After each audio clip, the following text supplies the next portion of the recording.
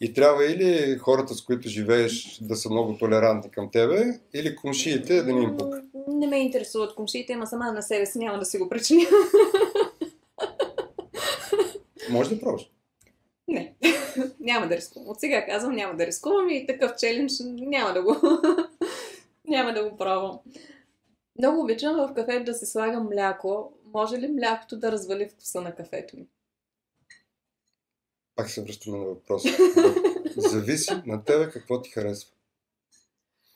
Кафето е безкрайна вселена, която нещата в кафето, кафе културата и въобще всичко ти възприятие за кафе са субективна гледна точка, индивидуална гледна точка. Ако твой вкус харесва в продукта да има малко или повече мляко, чудесно, пий си го така.